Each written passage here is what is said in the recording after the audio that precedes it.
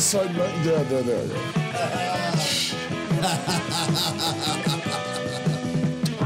Yeah! Wow, it's Hangover Thursday. Oh, yeah. It's a Hangover 5th. It is. It's time to wake up and listen to the Jeff and Janki Show, only on Kaotic Radio. Morning, people. Morning, muchacho. Good morning. Good morning, chum. How are you, sir? Oh, I'm alive and kicking and ready to have a great show today. Me too. I'm glad I stopped. Why you're yawning? Well, glad I stopped drinking at a certain point because I feel pretty good now. You know. Yeah. The coffee helps. Yep, I like the mics hard. And it was a pretty good pool party yesterday. Huh? It was a great little pool party. I mean, I had a good time. You had a good time. You know? Yeah. Thrown by one of our guests who will be coming in within the hour. That's right. Amiable Alexander T. Hwang. Alexander T. Hwang? Well, it's an H with a Hwang behind it. H. Hwang. He is charming. Alexander like T. H. Hwang. Yeah. So I say Hwang or Hwang. We'll have to ask him that when he comes in. Yes. And in about 10 minutes, we'll have funny man, a stand-up comic from Mr. the G-Man, Allan Gitlin, calling all the way from New Jersey. I'm going to put alleged funny man until I hear him. Yeah. So let's, the Jeff Sargent, How dare you, you egomaniac. We've changed the name. I didn't say my name. Yes. Yeah, go on. It's early. Today's a good day to visit our sponsor, Pacific Wine Merchant and Cigar Exchange in downtown Upland. And remember, they're alive. Toys R Us is dead. Where? Oh my God, that's right. Now, where is? It is in the historic. It is in the historic little Upland section of Upland. It is in the old train station. Right.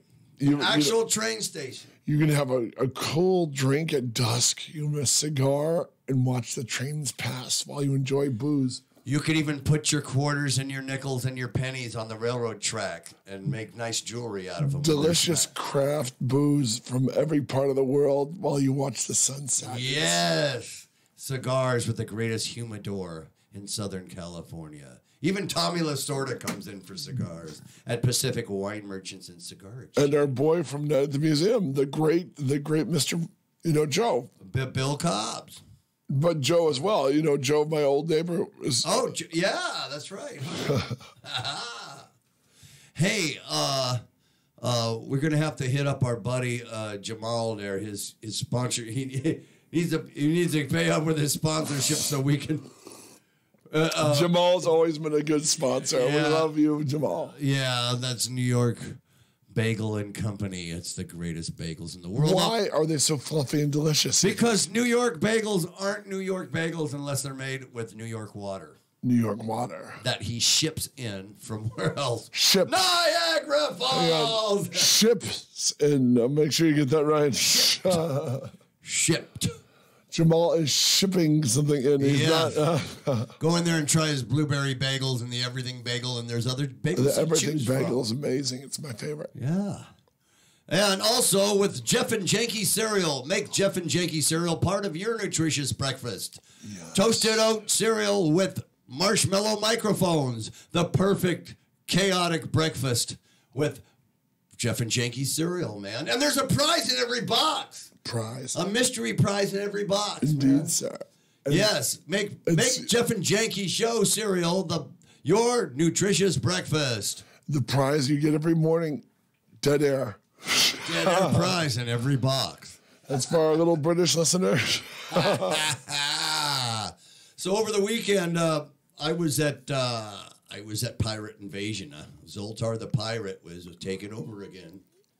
And it was pretty spectacular. Wow. Lots of shows, lots of cleavage, lots of,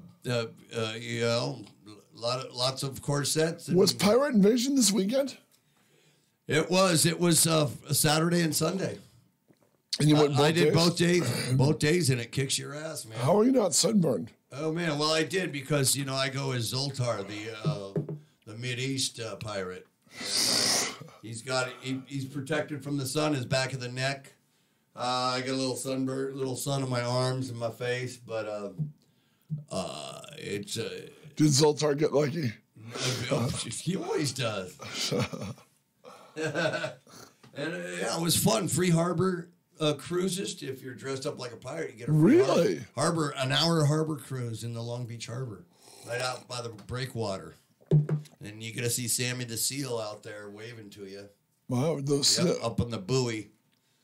There's probably some sharks want to bite that. They were sea lions. They weren't the seals. They were sea lions. Yeah, remember, sharks love to eat sea lions. They're like 600 pounds of blubber. Oh, yeah. They love it. And but apparently, over a Jaws weekend... Yeah, marathon yesterday. People were the delicacy of a Shark Weekend. AMC, Jaws 1, 2, 3, and 4. I didn't see Jaws. They showed Jaws 4. It seems when they went to Jaws 3, they went back to the first Jaws. They were on rotation.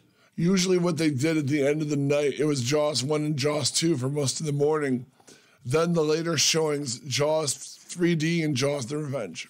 Now, that's why when I was watching the Dennis Quaid one, Jaws 3D, I thought when they had the real phony parts, were those the 3D parts that were supposed to float off the screen? So we're watching it on regular screen and it just looked ridiculous. Well, it's not Joe's fault. He made a 3D movie, and every print of Jaws the Revenge, because they shot it in the 3D process. The print you usually see on AMC looks like there was milk poured all over the print. It's not very milky looking. And that's why, there's a separate arm in the movie, and they show it forever. And there's endless shots of the diving dolphins.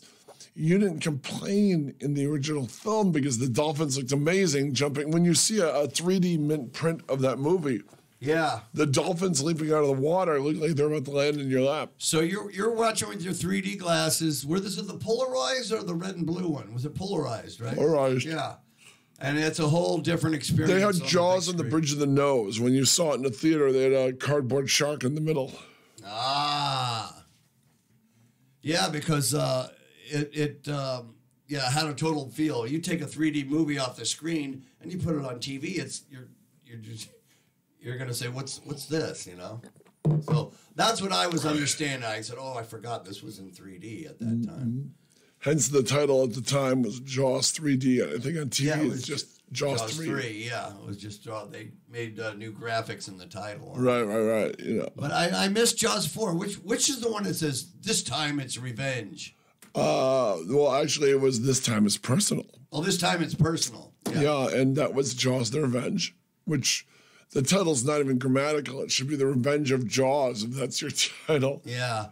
And it's cheap and sad, and Hey, we got a. Oh, hey, man, wait, hold on. Here we go.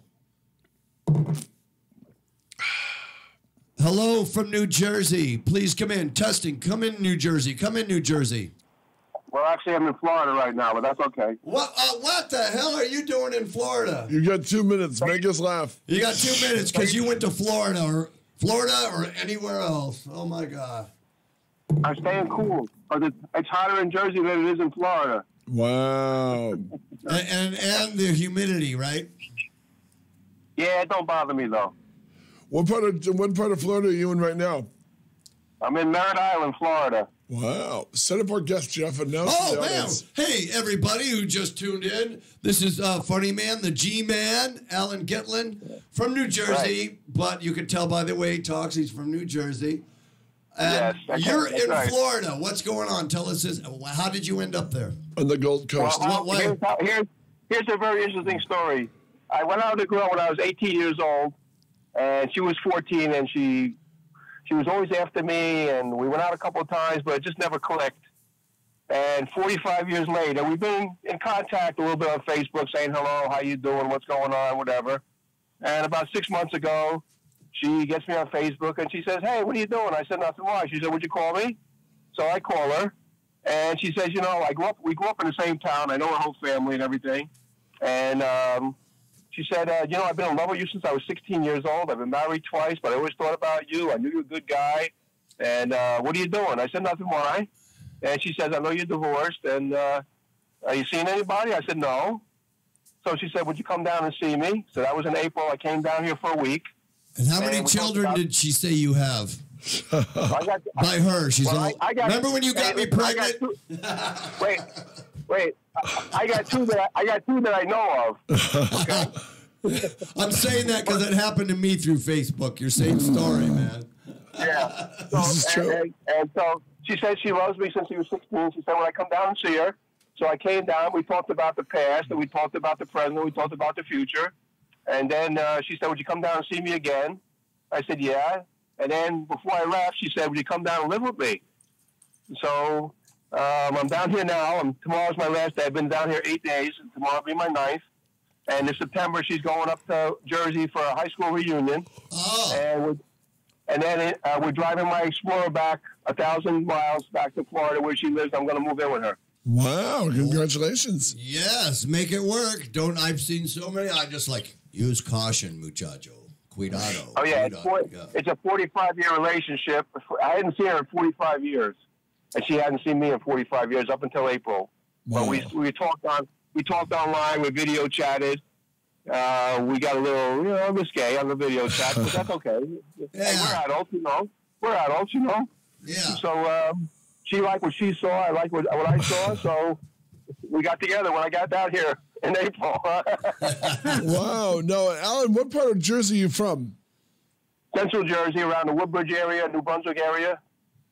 I grew up in a small town called Gitlin, which is they had about 30,000 people. Now they got 50,000 Indians. No offense. Wow, that's enough to make a tea party. Right, and I called for Custer, but I forgot he got slaughtered by the Indians. Gitlin, wow. So what was your first... Oh, go ahead. Huh? Talk about your comedy career. When did you start? I started doing comedy around 2007. I went to Caroline's in New York, has a comedy school, and I always wanted to try it. So for 10 weeks, they had, one night a week for 2 hours. It was like $400. And they can't really say you're not funny because everybody's sense of humor is different. And they like your money. Here's your certificate of funniness. Right. $400. That's exactly what you got. That's exactly what I got. You graduated Caroline's Comedy School with a diploma. Okay? And so they can't tell you you're not funny because everybody's sense of humor is a little different. They try to critique your writing and they try to get used to stage time. But of course, if you're not used to stage time, if you're not on stage all the time, you can't never get used to stage time unless you're up there all the time. Sure. And so we had 20 people in our class, and of course I almost got thrown out of every class because I was doing the critiquing and not her. And she kept saying, "Allan, I'm going to throw you out of here," but I didn't. But as wacky as I am, Liz Smith, she wrote for Letterman and Leno at one time. Oh, cool. But her family was back here in the East, and she wanted to come back to New York. So I had a friend of mine that owned a plaque business and trophy business, and I said, "Listen, guys, we pitch in $2 a piece. We get her a nice plaque that says Best Comedy School Teacher of the Year." And we did that, and I gave it to her, and she was broke down. She said nobody ever had done that to her before. But the comedy act itself was very funny. We had a showcase with 200 people. We had so many people that we had to have a first, 8 o'clock show and a 10 o'clock show. And first she has this guy who's going to be the host, and he calls me Alex Gitlin. And then all of a sudden he says, Allan Gitlin. And I was supposed to be fourth, and we're all practicing our act. And she comes up to me and she says, Allan, I got good news and bad news for you. So I said, well, give me the bad news first. She said, you're first. I said, what's the good news? She said, you're first. Oh boy! Then I go crazy. I was walking back and forth. I was standing on the mic cord, and before the act started, we were all practicing, like I said. And one of the guys comes up to me and said, you can't tell one of your jokes because if it does, it'll blow my whole act because it's very similar to one that I tell. And I'm like, well, what about my act? You want to be worried about your act? What about my act? So anyway, I'm telling my stories and I'm doing my jokes, and all of a sudden I get to that point. I go, oh shit! I can't tell this joke now. What the hell do I do? And I lost it. I forgot all my material. I was about 2.5 minutes in of about 5-minute stand-up. And I said to the audience, listen, I'm a little nervous. I forgot some of my material. first time up here. And everybody clapped and went crazy because I admitted that I wasn't sure what I was doing. And one of the girls from the second showcase said, "Yeah, just don't worry about it." And when she said that, everything came back to me, and I did the rest of my act. And it was really cool. Well, that's a hard thing to do, man, because, I mean, writing comedy for other people or shows or skits is something, a whole different ballgame. But you're up there on the spot, and you can't screw up your live. You can't say cut. You can't. Right. That's right. It's the most hardest, humiliating thing, too. I mean, I feel for everybody that does it. I mean, I've tried to go up on a amateur night at and it's not easy, but the thing that made it cool is like when you take a subject and then you got to go off on. They put a subject in a can and you got to draw a piece of paper, and that helps. It kind of And I'm going, oh man. Here's the thing. I was on a show. I was an audience in a show for a cable company in New York called Alpha Cable, called The Bit Off, with 4 comedians, and they kind of like giving them improv questions, and you got to see who's funniest, and you vote for them. So I was in the audience, and I was actually funnier than some of the comedians because one of the girl who came in second, she said something about, they asked her about what was the worst job you ever had in your life, and she said, well, I got out of college, I worked in a box factory, and it was dark. It was dark in there. There was no lights, and it was me and my brother and a bunch of prisoners. So she said, but I didn't like it, but my brother did. So I said to the guy, you know why your brother liked it? Because he was gay. That's why. Oh. Oh no. So the producer hears this over the mic. He says, Allan, shut up. They heard that on the mic. I'm sorry. That's what she should have said. That's the next thing she should have said. That's a funny line, She missed it. So he's like, you know what? Maybe we're going to put you up there as one of the... I said, well, you should put me up there as one of the comedians. So I'm waiting for that link to put up on my website, actually, because it was a pretty funny show, and I was actually funnier than some of the comedians on it. It's funny, And he's like, you got to shut up, you're talking too much, and they're picking it up.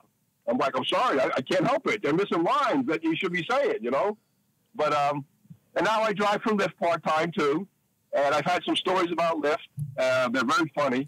I've had 4...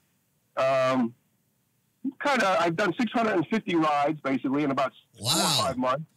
Yeah, I do very well. I do very well at it. I work during the day. I don't want nobody throwing up in my car, and I don't want nobody beating me up at night. So, sure. First of all, I'm not a little guy. I don't think 2 many people are beating me up anyway. So, what are those little cams? Do you put one of those cams in your car? A GoPro or No, I don't. Because I got some. This is funny. It's a couple of funny stories I'm going to tell you. And it's unfortunate that it's one persuasion. I won't mention who they are, but you can probably figure them out. I picked up these 2 30-year-old girls, and they were kind of heavy set, and they start talking about these guys that they're screwing around in hotels and shit. And next thing I hear, they put a phone video on going, nigga, motherfucker. Whoa. Do I need to hear this? There we go. And so what happened? Well, I just dropped them off. They just act like idiots the whole ride, and I just dropped them off.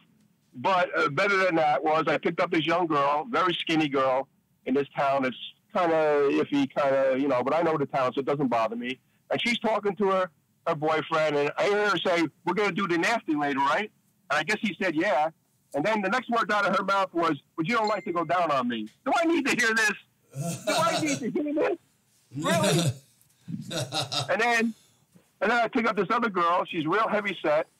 And we're talking about, I used to be in the car business for 25 years before where it was my full-time job, where I was doing my acting and my comedy and all that. I sold parts on the road, and I got service work in, medium-duty truck work, diesel work, and municipality work in for a couple of Ford dealers. And I won trophies for and all kinds of stuff, awards, and anyway, so we're talking about it. You can lease a car now. You can lease anything, because in Jersey now, all of a sudden, we're seeing a lot of Maseratis and Ferraris. And the roads in Jersey are not really made for that because the roads are beat up. Oh yeah. And you can't open it up anywhere. You really needs to be opened up on a highway, a clean highway, and you really can't do that up. You need an Autobahn kind of road to ride those cars. Right. So basically, you're just showing off how much money you got, basically. But you can lease anything now. So next thing out of her mouth was, "Hope this doesn't offend you, but I've been leasing out part of my body for years." And she told me the body part. You don't need to know this. It's none of my freaking business, okay? So, you know, then I pick up these two girls from a Kmart, and they work there. They got Kmart stuff on their shirt. So I pick them up. I take them into this real nasty neighborhood, and my car is leather. I got a nice Explorer Limited with leather seats, and so I have a towel down the back seat in case somebody has something in their back pocket. They don't cut my seat. Well, they get out of the car, and I hit the app for lift, and I do what I got to do. I noticed my towel was gone. My $3 towel was gone. Oh, man. Really? You stole my towel? Why did she steal the towel? Guys? Something's leaking out or what? What happened? Guys? What? Yeah, can you hear us? Guys? Hello? I can hear you. We can hear you. Guys? It's I lost you guys. No, you you're didn't. on. You're on the air. It's you. It's you, pal. You check your volume. Allan. Wait a second. Here he goes on another. Here we go. Wait. Hold on. Okay. There. What happened? What'd you do? I don't know. We got cut off. It's technology. What do you want? That was your phone. You were coming out loud and We heard you on clear. both lines, yeah. So being are you Lyft or Uber? Do they do both over there, or is it different over there? They do both, but I only do Lyft. Oh, okay. And you know, it's a. Every time I've taken it, I've always had these crazy drivers that are cranking this horrible music. Maybe that's so they can't hear our conversation in the back. Is that what it? That could be. I keep my classic rock on. I got 250 CDs in my car, and I throw one of my CDs in. And if it's depending on the persuasion of the person, I'll put a Netflix song on, a CD on. I'll put a song, you know, like the Spinners on or OJ's on or something. Because they don't want to hear Led Zeppelin or the Doors. So I figure Spinners or OJ's or, you know, Sam Cooke, they like to hear, you know? Yeah. Hey, so, anyway, did you hear the end of that story? You didn't hear the end of that story.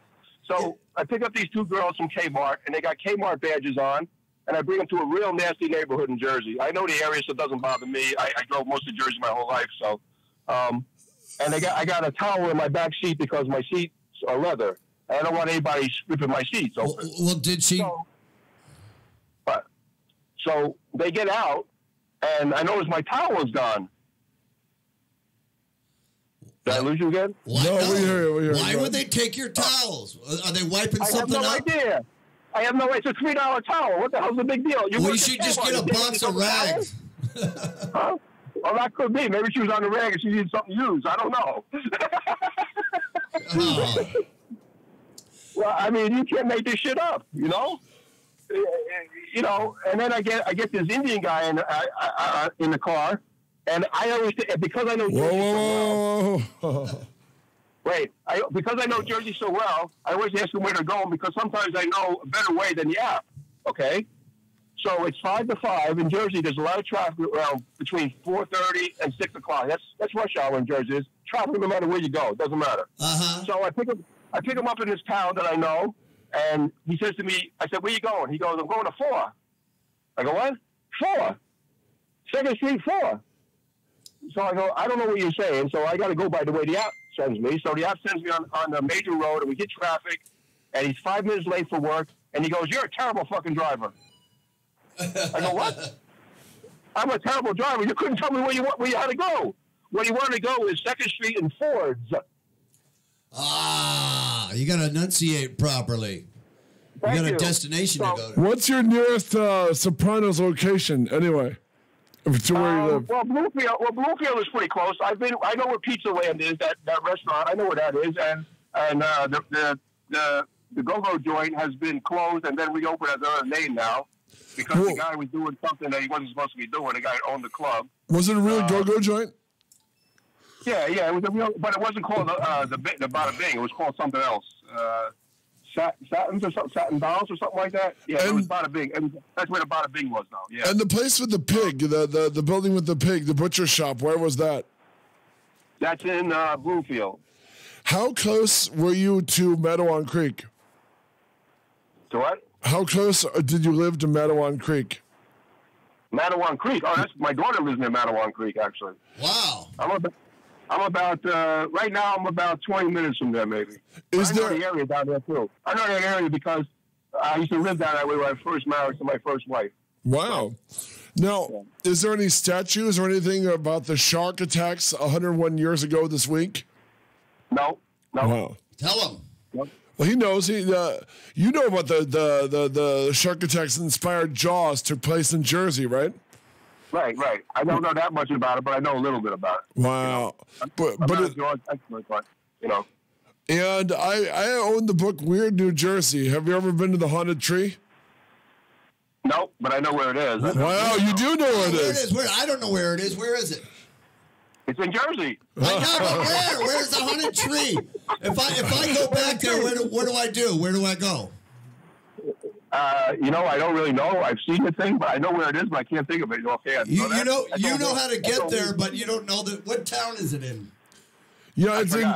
Oh wow, but it's near you. I honestly don't know where it is. I just made that up. Oh. Boo. Hey, you know what? That's like I was on a podcast in New York about December 5th. And the guy said, "This is Joe Koza from the Joe Kozo show." And he goes, "I don't know why I said that." I said, "Well, you could have been Joe Kozo from somebody else's show. I don't know." So we had a good laugh about that. We became good friends, actually. He does his own podcast out of Long Island. He's a pretty cool guy. Wow. You ever been to the Amityville Horror House in Long Island? I know where it is, but I've never been there. Really? All right. You been to the Pine Barrens? Huh? You been Pine Barrens? Yeah, of course. Everybody's been to Pine Barrens in New Jersey. They just don't want to get buried there. That's all. Is there a Jersey Devil? Yeah. Do you believe there is? I want to know if you believe, because I want to believe, but I mean it's old folklore. I don't believe in the Jersey Devil. I don't believe that. He'd be dead by now, huh? I mean, unless it's immortal, it lives forever. Yeah, he'd be awful hot word or two. I don't know. Now, what about our favorite guys from our famous musicians there from? We got Bruce and Bon Jovi. Are they from the same town or what? Can you give us any? Yeah, Bon Jovi's from Sayreville, and Bruce is really from Red Bank, I guess, Freehold area. I actually met Bruce before he was famous, actually. Really? Tell us about that. There's a club in Manasquan called the Osprey, which I used to hang out at when I was younger. And there was a group that played there. They were semi-pro, pretty much, and they played there every year. They played there from April to September every year for 10 years, called Salvation. Matter of fact, I got a CD in my car with them on it. And I got friendly with them because I was there every Friday, Saturday, Sunday night. And I got friendly with one of the guys, Bobby Jean. He played the saxophone, looked just like Joe Cocker and sounded like Joe Cocker. Wow. And you sure it wasn't Joe Cocker? Are you sure it wasn't Joe Cocker? No, it wasn't Joe Cocker, no.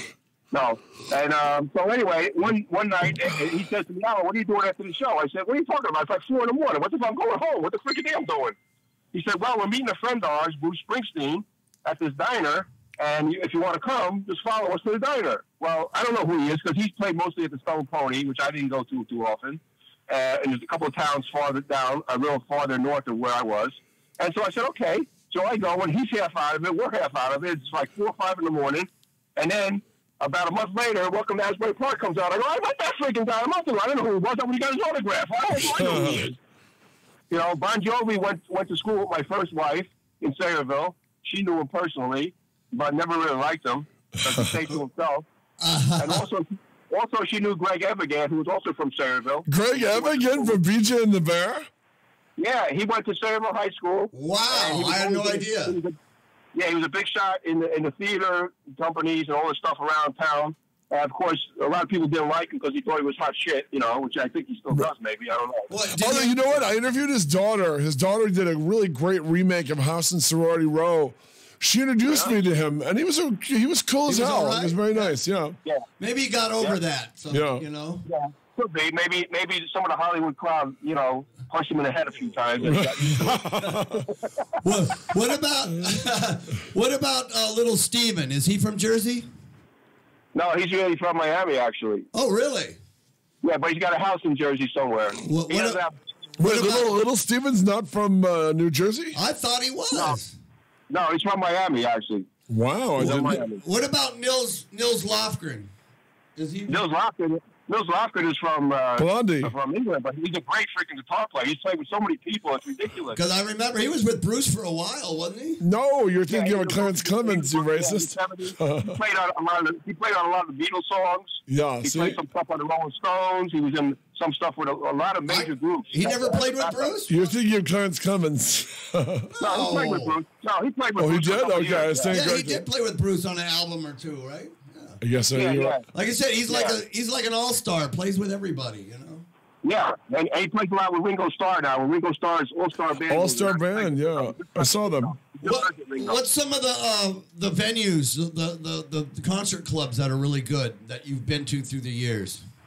Well, I've been to the Madison Square Garden. I've seen Billy Joel, and probably the best show I ever saw was probably the Rolling Stones at the Meadowlands. I mean, Mick Jagger doesn't stand still, you know. Oh, of course not. He's just a maniac. Of course, he's all doped up. What the hell? I wouldn't stand still too either if I was doped up like that. But anyway, and then I saw Fleetwood Mac in a small venue in Atlantic City, which they blew the place, the top off the place, and the roof off the place. And I like George Thorogood and the Destroyers, and he played in a small venue in Jersey. And he just blew that place apart, man. I've never seen him play. I'd love to see him because, you know, he's great. The Delaware Destroyers. I mean, I was born in Delaware, you know, in Wilmington. Right. But I never had a chance to see him, you know.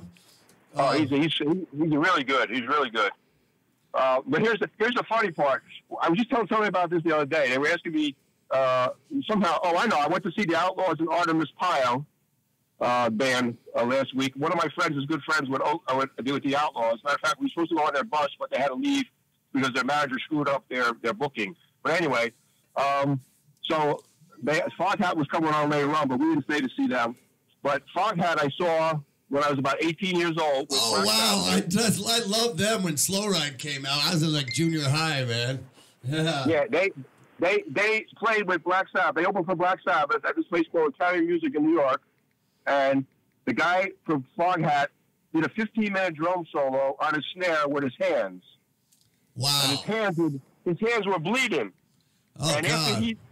after they walked off the stage, Black Sabbath came out. We were booing Black Sabbath. We didn't give a shit about Black Sabbath after that. Oh, shit. The guy did a 15-minute drum solo with his freaking hands. You know? Wow. That's a long time. That's a long time for a solo. I mean, that. Yeah. I would use sticks, man. I mean, John Bonham used to do that too, you know, but you could tear your hands up easy. Oh yeah, he ripped his hands apart. I mean, it was ridiculous. But we were going crazy because we never saw that. We were 18 years old. It's like that's like unheard of, you know. And that's like in 1970, you know. So I was unheard of, and so that was funny. And then I went to a concert with a friend of mine in Roosevelt Stadium to see Jefferson Starship and Papa John Creech. Well, I remember going. I don't remember the concert. I don't remember going home. Wow. That was one of my first concerts was Jefferson Starship when I was in my first stadium show. Right. And it was God, what album was it? It was I can't even remember, but it was it was a big deal for me because I was in high school, junior high school, and we had to have somebody that was older to drive us to the Forum. I think it was the Forum, yeah. And it was like my first stadium show. I was like, wow, you know. Then a year later, I went and saw Kiss, you know. You saw Kiss where?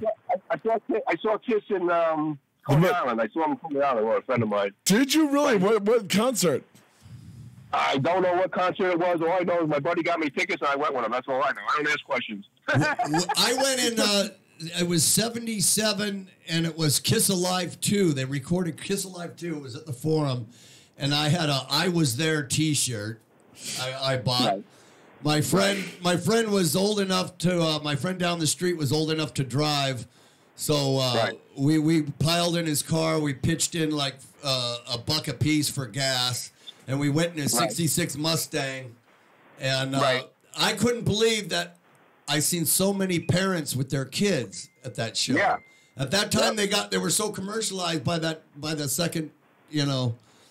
Right. And I'm going, man, look at all these kids. There's all these 12-year-old kids there, man. Well, the first concert I ever went to, my cousin, God rest his soul, he passed away in March. I'm sorry. He was like a brother to me, but he was sick for like the last 5 years. He I don't know if you remember, on the East Coast there was a station called WMCA. It was an AM station, and they battled with ABC as the #1 AM station. And he entered a contest, and he won like third prize. Third prize was a concert at this venue where they have tennis now in New York, and it was just called the Singer Bowl, and it was to see the Young Rascals. Wow. It's a beautiful morning. Right. Louis Cavallari and company.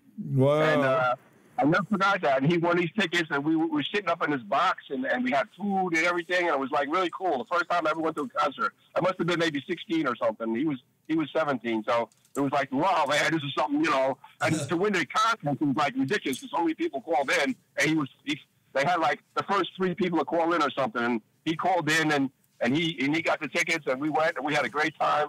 And my cousin was a good guy, but he came from a broken home, and my parents almost became like his parents. And my aunt lived in Long Island. She was too busy with her own life, basically, to pay any attention to him. And he pretty much became like almost like a brother to me because I didn't have any brothers. And we always had that special bond, even until he died. He died in Missouri, but I went to see him 6 months before. And I got some funny stories about that, actually, too, going to see him. You know?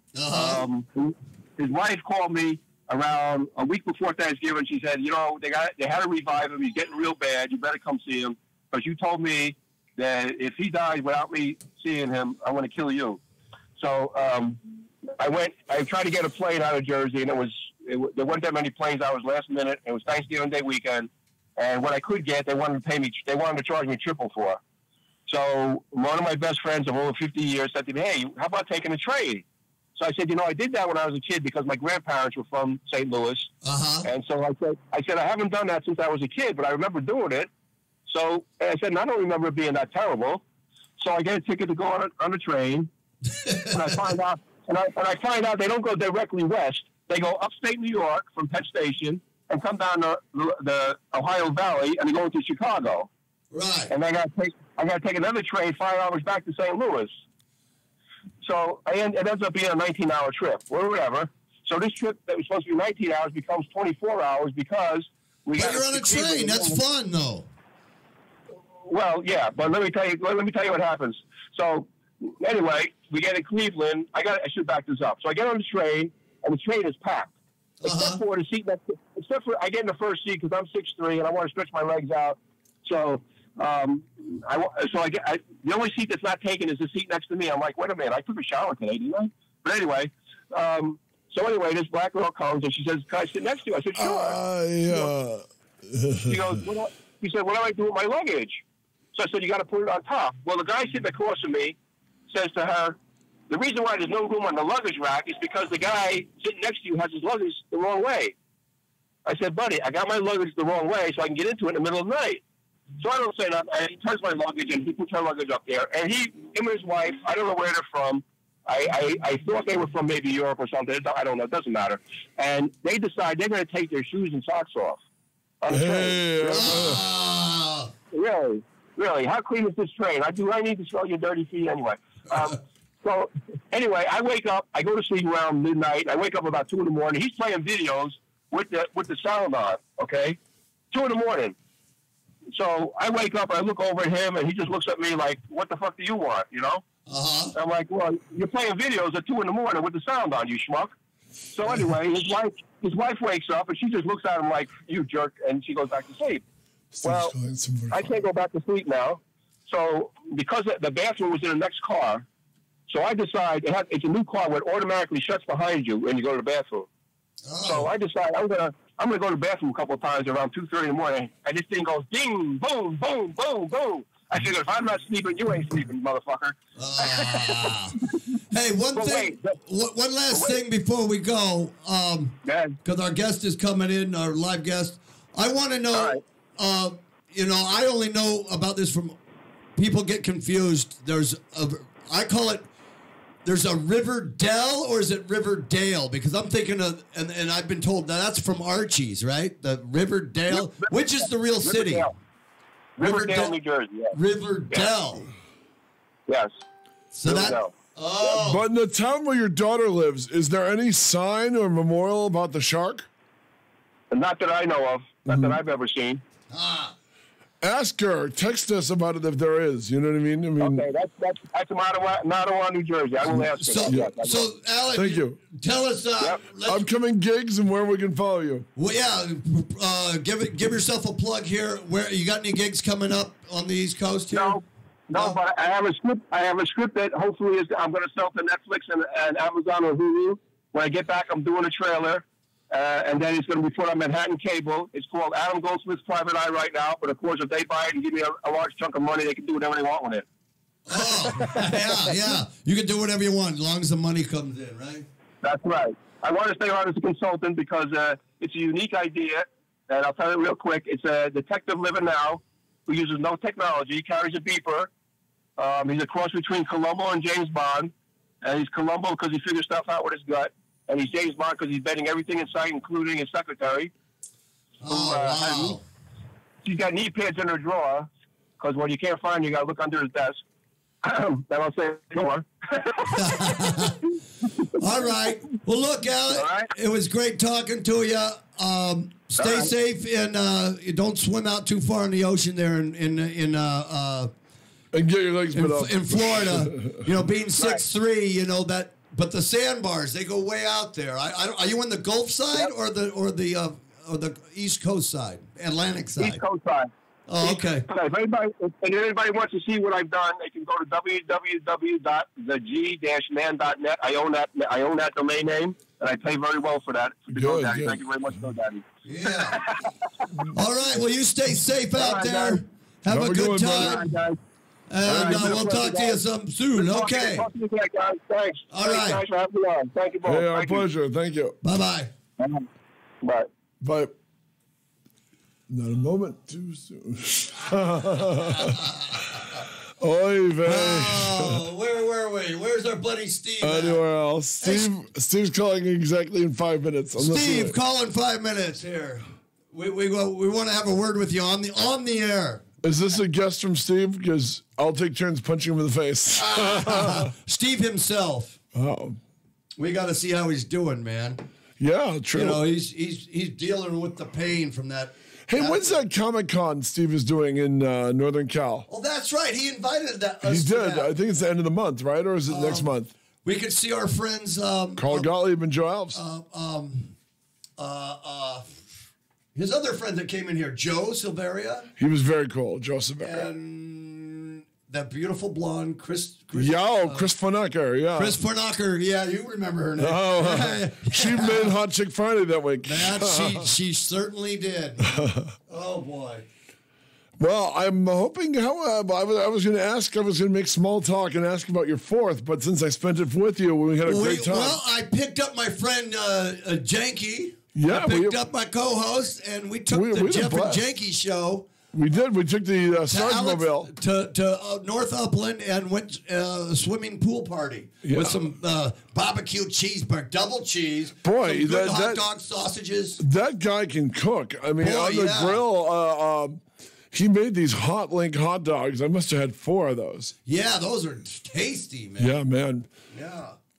They were so good. I alternated my beer with Orange Crush because you got to drink hot dogs with soft drink. You know? Oh yeah. It's like it's kind of the Midwest East Coast tradition. I'm Midwestern, so you know what I mean. I remember in Michigan drinking Town Club while your Uncle Chet and your dad would have a Stroh's beer. You got to have the bottle of pop. Wow! With the hot dog. If you learn nothing else from me, Jeffrey, right. If you learn nothing else from me in Michigan. Soda, what you call soda out here, is called pop in Michigan. As I said, let's have a bottle. You want a bottle of pop? But you gotta, I do. But you gotta pronounce it pap. You want a bottle of pap? Yeah, and it's like if this beer with any warmer, I'd call it cap, which in Michigan is a police officer. So my Uncle Chet was from Dearborn. We would have a great My mom was a nurse, so she always had. Right. Hey, look. Sturdy Steve Joyner. Good morning, Steve. Hey, guys, can you hear me? We can. How are you, old friend? Hey, good morning. Sturdy Steve Joyner. Can you guys hear me clearly? We can. Yeah, totally. How was your guys' 4th? Wonderful. How was yours? We were just talking about it. We had a pretty good barbecue, man. We had some beer. We swam in a pool. We had some hot dogs and hamburgers. And we didn't see one firework, but we heard them going off at night. What happened in your neighborhood, man? I didn't leave the house. I watched the Twilight Zone marathon. Hey, Yes. I joined you for the flight or the Odyssey of Flight something where they see the dinosaur from the window. Yes, they kept going in and out of time. Yeah, definitely. I mean, we should ask the illustrious Steve Rubin because he wrote the book. Oh, now you're just jumping on my nerve on purpose, smartass. Yeah, well, Steve doesn't have the old time racy thing going on, so Good old Steve Rubin was quoting one of my interviews to me that he said he obtained for his book. I said, you obtained it. I named the magazine he got it from. He used a Cliff Robertson quote on this damn show, quoting one of my articles without attribution to me. And I mean, a lot of Star Trek and Twilight Zone actors were bleed through, even meaning the same actors who were on Twilight Zone, were on Batman, were on Outer Limits. And Steve Rubin, who was telling us he was writing the ultimate Twilight Zone book, even though most of the people he was quoting were dead, and he was grabbing other people's interviews, such as my own. It was plagiarism at its best. But hey, listen, I got a cool surprise for you guys. Lay it on us, baby.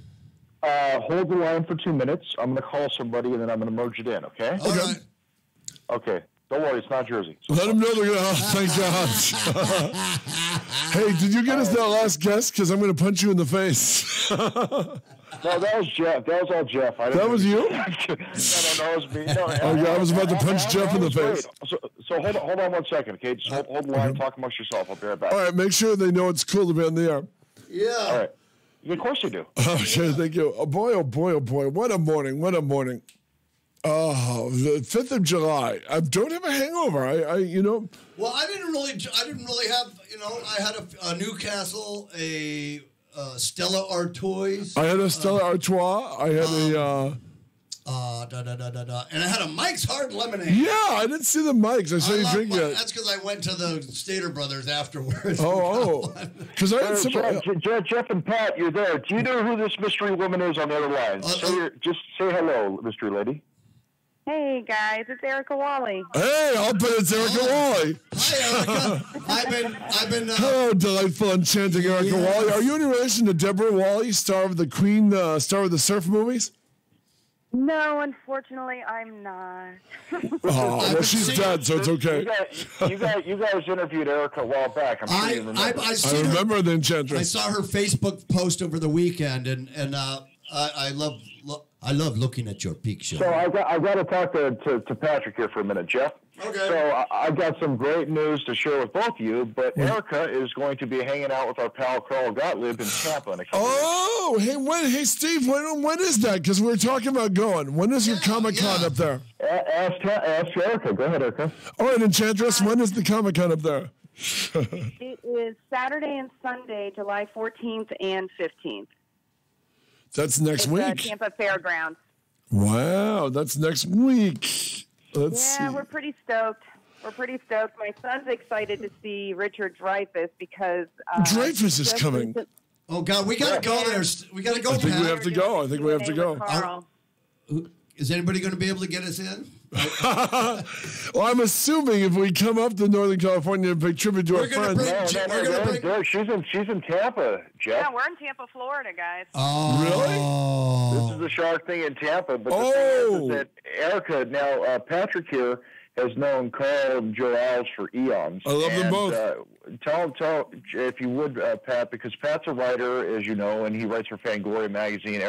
She writes horror and supernatural. I remember when she was on. I remember when you were last on, Erica. Have you written any? We need to connect offline and chit chat more. I would like that. And she's gonna be appearing on a show in Boston tomorrow.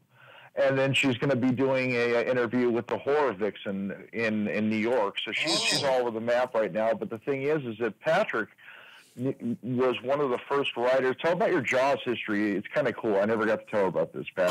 I wrote now in its 11th printing. I wrote Just When You Thought It Was Safe, a Jaws companion, the first Jaws book on all 4 of the original movies. I talked to all of the original Sharks victims. I have the directors. I have Joe Alves, of course. I got the director of Jaws 2, both directors of Jaws 2, because the original director was fired through no fault of his own, but he had a much scarier script than the one they ended up with. Yes. Wow, hey, have a seat, boys. Our next victims have entered. Next victim. But hold on, let's talk to Erica and Steve while Anthony gets seated. Yeah, but listen, I was, and also too, I was telling Erica the other day on the phone about the top 50 horror movies that you've never seen that Mr. Jankowitz is actually in. Oh yeah, this is true. This is on Amazon Prime. Thank you, Steve. Amazon Prime picked up the documentary, but more importantly, they picked up 4 of the movies that I recommended, including Humanoids in the Deep. Oh yeah. It's called the 50 greatest horror movies you've never heard of or never seen. I'm sorry. Yeah. And I went out and they interviewed us, and there was like 3 movies I asked them to have. You know what I mean? One was Humanoids in the Deep. Don't watch that one, Erica. You won't like it. But any former 14-year-old boy in the audience will love it. The Prophecy, this underrated killer bear movie, and some other stuff. You know. So yeah, that's on Amazon Prime. I'm in I have like 4 movies on Amazon Prime besides that right now. 2 are terrible and I won't mention, but Chastity Bites is pretty good. I'm very proud of that. I will have to sit down and watch that documentary then, because I've got nothing going on later this evening. So I will definitely be on the couch for it. No, Erica, are you going to? Are you going to SharkCon? Are you in Florida? Yeah, she's going to have Sunday. She's going to have dinner with Carl. Wow, you're having dinner and drinks on Saturday, and then after the event, because he's, I guess, attending both days, and then Sunday, my hubby and our son are going to go to the event, and my son's excited because he's seen him in Richard Dreyfuss and What About Bob and Jaws, and in his most recent one with the Close Encounter to the Third Kind. So my son, with the mashed potato scene, he's like, he can't get over it. Well, Dreyfuss, I interviewed Dreyfuss for my book as well. He's in the book as well, and he's an intense but really interesting guy. You know what I mean? What's interesting about Dreyfuss, especially if you look at his early work, he's fantastic in this movie. John Milius, who wrote Apocalypse Now, and he directed Conan the Barbarian. John Milius did this amazing. Today is Warren Oates' birthday, and there's a Warren Oates movie from the early '70s called Dillinger. Yeah, and I don't even think it's on DVD right now, so you only see it on MeTV, like once in a blue moon. Oh, okay. But Warren Oates plays John Dillinger, and Richard Dreyfuss is a really scary, amazing babyface Nelson. And he plays a villain? Oh, yeah. And you have this amazing sequence where Warren Oates, 4 years after the Wild Bunch, he's playing this guy. He's playing Dillinger against a young, hungry, wonderful, scene-chewing Richard Dreyfuss. And they have a fight. And it's just, I won't tell you what happens, but it's one of the best scenes in a low-budget gangster movie I've ever seen. You know, and Dreyfuss is fantastic. The movie is fantastic. It's well worth the look. Okay, I'll definitely, because I love all the mafia films and everything else. Whatever you do, Erica, don't see The Apprenticeship of Duty Kravitz. Yeah. A good bad fest. You know? By the way, he thought that was going to be bigger than Graffiti and Jaws. He bet on that. That movie, I'm sorry, Pat, that movie sucks. You're totally right. I think it sucks. I watched it on rotation all day yesterday. No. He's talking about Denny Kravitz, not Jaws. I thought. Sorry, I was getting coffee. I'm if sorry. Steve said Jaws sucked, I would never talk to him again. No. No, I thought you said Jaws 2. Oh, well, Jaws 2 is a beat-for-beat remake of Jaws 1. So it's lazy and sad, but no. Hey, Steve, when is when is the Comic-Con you're having Carl at in NorCal? Oh, that's going to be the 25th, 26th up in Clovis. And I already said you guys can come and stay in the guest room. I got the bed made up, the bunk bed. So wow, okay, 25th and 26th. Okay. Yeah. But listen, I just want to say, you guys are great.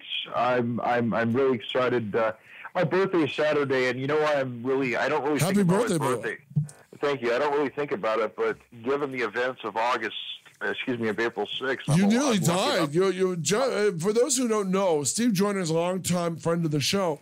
Steve was nearly killed when he was hit by a trash truck that just totaled his car, but thank God he got out alive. Yeah. Yeah, I'm so looking over you. Yeah, I exactly. guess so. So I was left here still on this earth for a mission. But Erica is amazing, guys. Because one last thing, and I know I'm going to let you get to your guests, and I'll shoot out the air. We will. But the thing is that I really admire Erica because when you think of horror writers, Patrick, Jeff, name 5 women horror writers right now? I don't know of any. I know Erica Lawley. First of all, when you say right now. Yeah, I mean, my go-to has always been one of the big influences in Stephen King, which is the long gone Shirley Hill. Shirley Jackson, who did The Haunting of Hill House. She did The Lottery. But modern day horror writers, there aren't too many women out there.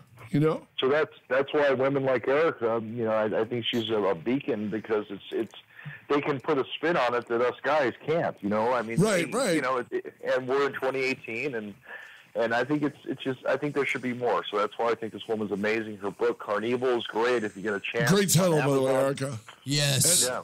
I also love that I she's... need to hear your feedback, guys. I want to hear, especially Patrick, with you being into horror, I would love your feedback. I look forward to giving to you. What I love about you, Erica, is that you're writing dark, scary horror novels in the middle of sunny Florida. Yes, that's great. Who does that? And it's people send me messages because they see my picture on social media and they're like, and they read the book and they're like, you don't look like that's going to come out of you. So we got a runway model writing horror. No. But hey, Erica, have a great time at SharkCon and call us back to let us know how. Dinner with Carl will be fun. Carl, even if you don't count his Jaws work, Carl is literally one of the 5 most fascinating people to talk to. I mean, his stories are amazing. He goes back. I mean, he goes back with the Smothers Brothers, Steve Martin. Patrick, Erica's husband likes The Jerk, and I was telling Erica about his cameo as Iron Balls Spaghetti. Yes. He was an actor too. Carl appeared in a ton of stuff. Carl's in Cannonball. Carl's in Roger Corman's Cannonball, which was the inspiration for Cannonball Run. Carl's also in one of my all-time favorite movies, my 3rd favorite film of all time, John Landis's Into the Night, where he plays an FBI agent in one scene. He was telling me about that. They had Waldo Salt. They had all these like Paul Mazursky and Carl told me when they were casting that movie, he called Landis up. He said, "What am I not a director? Or why am I?" And so they casted Carl up. But just really, Into the Night is a really, really good, fantastic, good movie. underrated movie. Great script by the guy who wrote Beauty and the Beast with George. I'm blanking on his name, but he created Beauty and the Beast, the TV series with Hellboy.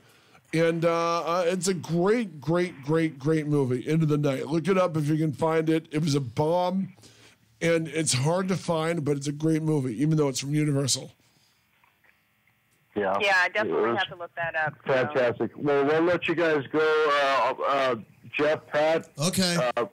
Your guest. You guys have a Anthony great and rest of Alex. your show. Alex and Anthony. Thanks, guys. Have a great rest of the week. You too, Erica. you. Steve, happy birthday in advance, and thank you so much, both of you. All right, Thank you. All right, bye, kids. Bye. Bye. And now we hit the ground running. Our 2 guests, one destroying his kidneys with a Monster Energy drink, the other destroying his kidneys with coffee. I need coffee right now. Also. Oh, that's right. We stopped drinking at a certain point because we were leaving. You kept going. because it was your house. Yeah. I a beer or two after you guys left. Amazing party, by the way. Thank you. And Thank you. You're a whiz on the grill. Oh, Thank thanks. you. Yeah.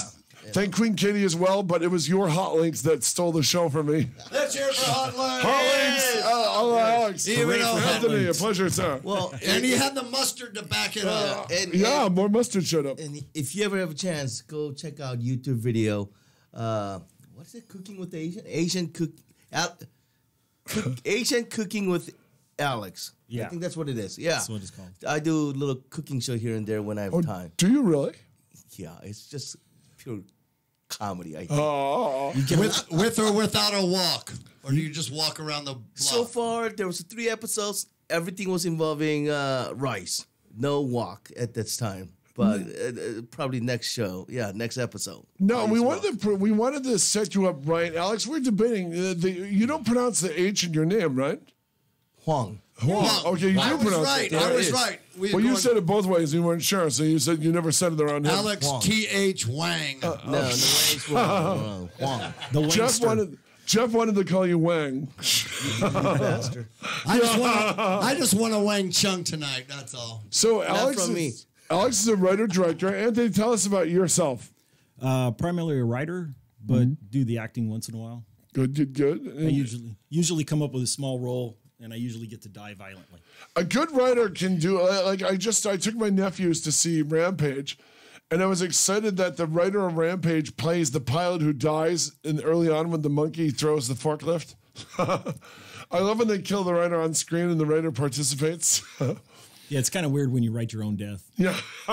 And I usually come up with some pretty violent ways to die. There you go.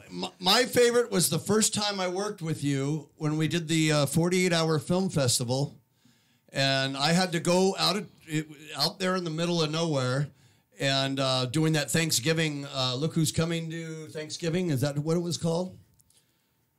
Pride Pierce's project. Oh yeah, you were in that. I was gaffer. No, I was not. Jeff was the extra. He was walking behind you. He was a turkey. Please, Mr. Sergeant, turn away from the camera and do not say anything. MOS. I was the gaffer. I was gaffing the microphone. I was doing sound. You know why? Crap, I Because didn't Jeff even makes. I didn't even really know you then. Well, you didn't want to either. But I was impressed with because your dialogue. You had a lot of dialogue. And Jeff makes so many gaffes. That's why. And you nailed it. And I had to get that compass for you. For your, you had to play with your compass, your little prop. And I had to go all the way to Big 5 Sporting Goods out in the middle of nowhere and bring it back before But we he's start. not bitter. No, that But was. we ate real turkey dinner. That was good food, man. Yeah, that was one of the most awkward acting moments. The director wrote it, and it was supposed to be a multicultural. I mean, people in it. It was a multicultural. Oh, nice setting. Stephen King shirt, by the way, Anthony. I just noticed that. Thank you very much. Yes. Although Under the Dome sucks. Hey, whoa. It's a ripoff on a 60s movie called The Bubble. Even Stephen King talks about it in Dance Macabre. So We can no longer be friends. It was so what I'm going to happened? show you out. no. So what happened? The Pride Pierce wrote it, and he wrote it to where it's a multicultural dinner, and Yes. my character's this racist a-hole that comes and sits down, and I'm reading. So you the cast from dialogue. life. Pretty much. No, but I had to read this lines, and I'm going, you really want me to say this? And he's going, it's okay, I wrote it. You can say it. And it's like, okay. It was clever. It was clever. It was funny. We had like 10 people at the table. We had a priest, a guy, an Asian girl that was Muslim with her old man, and another guy was with her girl, and they're gonna get married, and his name was gonna be Michael Jackson and take her last name. Yeah, and there was a whole spark of jokes from the Michael Jackson. Yeah, and it was Nice. great. How and long did you think you write? Did you write it as well? Or No. It was all Pride? No, I was just asked to come on, or kind of like last minute. Cool. But it was great. I mean, you didn't have time to rehearse. You just read the script and remembered. I mean, we did it in a reasonable 5 hours. Yeah. It took us 5 hours to really shoot it. No, yeah. I showed up the morning and he gave me the script. I read it and went, "You really want me to say this?" And he goes, "It's okay." Well, that's funny thing about 48-hour film project. I don't know if you were involved. Have you done it? I don't know. I've never done it. So what happens is on Friday night there is World Festival. Basically, the United States. I think there's about 48 cities in the United States, and plus different world.